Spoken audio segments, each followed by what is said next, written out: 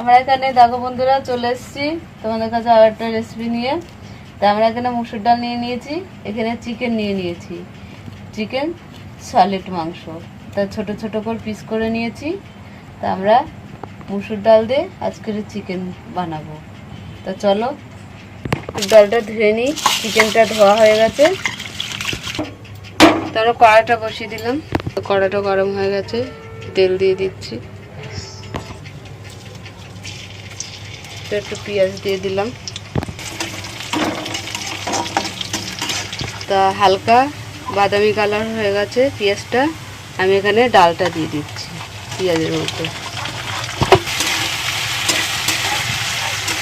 ডালটা ভেজে নিচ্ছি।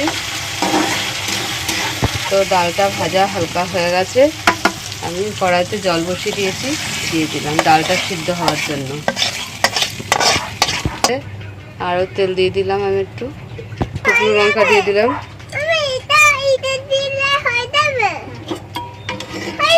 এলাচ দারচিনি লবঙ্গ দিয়ে দিলাম, পেঁয়াজ কুচি দিয়ে দিলাম। সেখানে আদা রসুন বাটা দিয়ে দিলাম, হলুদ দিয়ে দিলাম, লঙ্কা গুঁড়ো দিয়ে দিলাম, স্বাদ মতো নুন দিয়ে দিলাম, জিরে পাউডার দিয়ে দিলাম, ধনে পাউডার দিয়ে দিলাম। ভালো করে মশলাটা কষিয়ে নেব। চিকেনটা দিয়ে দিলাম, সামান্য জল দিয়ে দিলাম,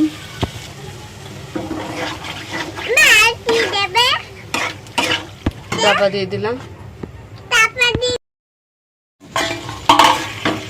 আমাদের চিকেনটা কষা হয়ে গেছে, এদিকে আমাদের ডালটাও সিদ্ধ হয়ে গেছে।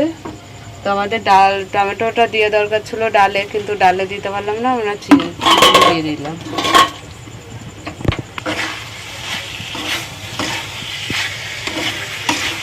এটার জন্য আমি চাপা দিয়ে দিলাম।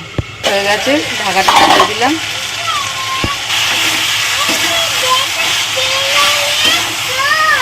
তো আমাদের কষা হয়ে গেছে, ভালো মসুর ডালটা সিদ্ধ হয়ে গেছে, ঢেলে দিলাম। তো ভালো করে নেড়ে নেব। তো আর একটু নুন দিয়ে দিলাম, 1 চামচ ঘি দিয়ে দিলাম, ধনে পাতা ছড়িয়ে দিলাম, নামিয়ে নিলাম। মুসুর ডাল দিয়ে চিকেন হয়ে গেছে। তা তোমাদের কেমন লাগলো বলো, ভালো লাগলে লাইক করে দেবে, শেয়ার করে দেবে, কমেন্ট করে দেবে, সাবস্ক্রাইব করে দেবে, আর ফেসবুক থেকে ফলো করবে, আর ইউটিউব থেকে দেখলে পরে সাবস্ক্রাইব করে আমাদের পাশে থাকবেন। অবশ্যই টাটা।